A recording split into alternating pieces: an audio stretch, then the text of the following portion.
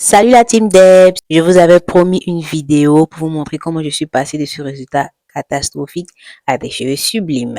Et oui, ça m'arrive de passer par des moments de flemme. Qu'est-ce qui s'est passé? En fait, j'avais fait une coupe afro avec laquelle je suis sortie. Et quand je suis rentrée à la maison, j'avais la flemme de faire la coiffure protectrice avant de dormir, l'histoire de couper les cheveux en quatre, de les dresser avant de dormir pour ne pas que ça rentre dedans. Ouais, ça m'arrive d'avoir la flemme de faire ça. Et ce jour-là, je l'ai fait. J'ai dormi sur mes cheveux, j'ai mis, comment on appelle ça, le bonnet à perruque sur mes cheveux.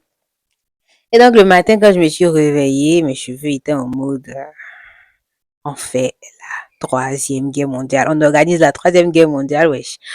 Donc, vous avez vu un peu dans quel état mes cheveux étaient. Et puis après, bon, pour leur redonner de l'élasticité, j'ai pulvérisé le spray sur mes cheveux. Après ça, j'ai massé jusqu'à ce qu'ils puissent s'étirer. Et une fois qu'ils étaient devenus un peu plus malléables, j'ai divisé les cheveux en 4 sections. Et puis, j'ai commencé à appliquer le masque démêlant section par section. Désolée, j'avais oublié de filmer la partie où je faisais le masque. Mais le masque est fait à base de yaourt, de gel d'ambounou, de cannelle, de miel et d'huile d'olive. Ça, c'était le masque que j'ai utilisé ce jour-là.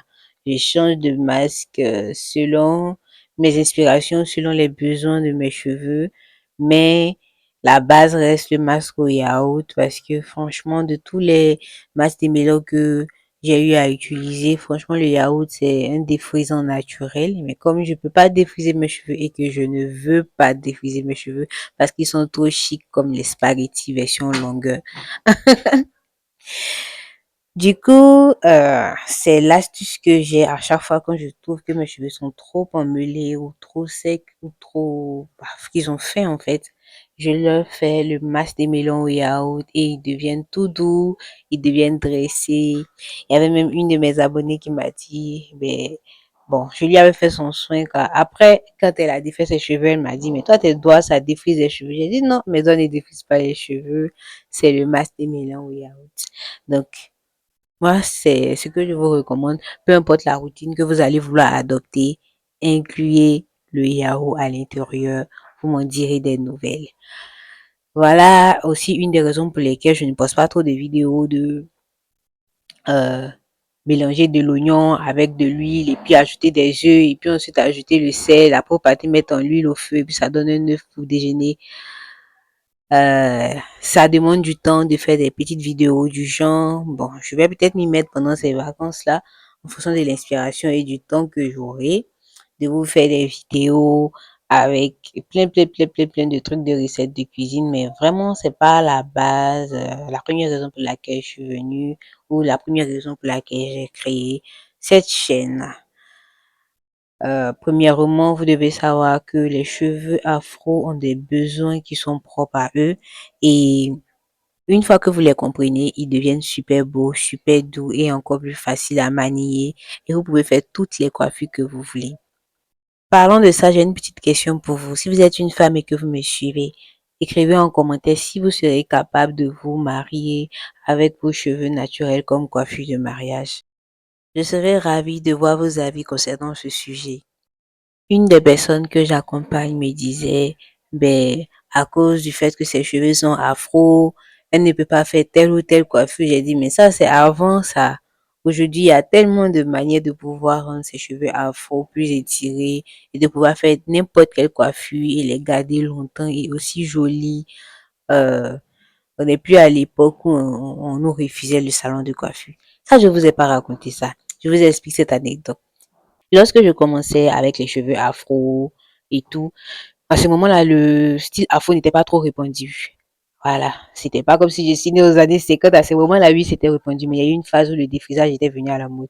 Et bon, moi, je crois que j'ai recommencé, je crois en 2016, si je me trompe pas, 2016 ou 2014, un truc comme ça. Donc, à ce moment-là, quand je partais dans les salons de coiffure, on me disait qu'on va te tresser à condition qu'on te défrise les cheveux. Je disais non, je veux pas défriser mes cheveux, moi, je veux juste quelqu'un qui va me tresser. Et bon, finalement, on m'a refusé dans les salons de coiffure. Je suis allée trouver une vendeuse, bon, une tresseuse de rue qui a accepté de me tresser. Donc, c'est elle qui me faisait les nattes pour que je parte au collège jusqu'à ce que mes cheveux poussent très bien. Je me tressais au marché parce que les femmes du marché, elles ne refusent pas les cheveux afro. Juste qu'elles n'ont pas forcément la technique, elles vont te tresser, elles vont te peigner, ça va tomber. Et moi, je me disais que quand tes cheveux tombent, quand on te tresse, ça veut dire que tu as beaucoup de cheveux. De base, j'ai beaucoup de cheveux, donc je me dis c'est naturel alors que c'était de la casse et j'avais pas les beaux produits pour les mettre sur les cheveux. C'était la petite anecdote. Et à ce moment-là, les gens pensaient que quand tu es afro, on peut pas te tresser n'importe quelle coiffure. Du coup, il faut qu'on te défrise, on t'impose le défrisage pour te faire la coiffure que toi tu veux. Je suis désolée. Je suis désolée. Heureusement que j'ai fait un peu la rébellion. Donc, j'ai refusé.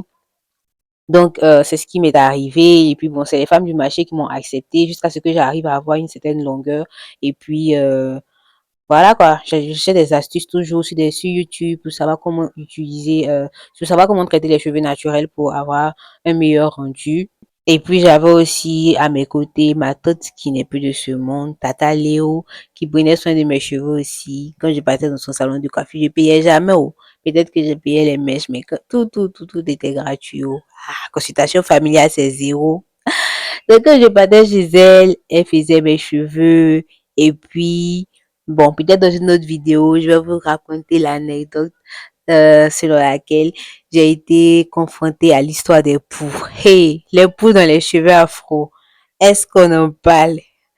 C'est un calvaire que vous vous retrouvez avec des poux dans les cheveux afro. J'étais en classe de seconde.